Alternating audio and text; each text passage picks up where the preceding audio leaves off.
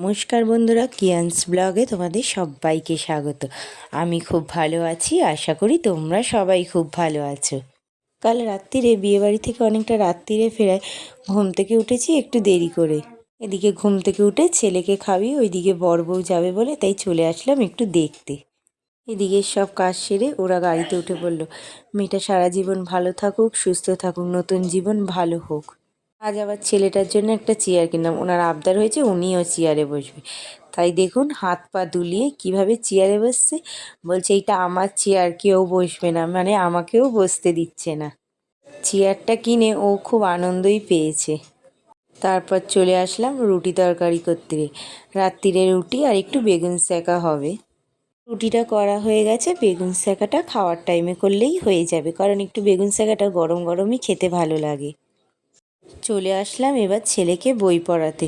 ওকে বই পড়িয়ে নিই। আর কাল বিয়ে বাড়িতে গেছিলাম, যত জামা কাপড় ছিল সব রোদ খাওয়ানো হয়ে গেছে, এবার ওগুলোকে পাট করে আলমারি তোলার পালা। তো ওকে বই পড়িয়ে এগুলো কাজ বাকি। তো আজকের মতো এইটুকুনি থাক, কাল আবার দেখাবে অন্য আর একটা ভিডিওতে। ততক্ষণ তোমরা ভালো থেকো, সুস্থ থেকো, সাবধানে থেকো, টাটা।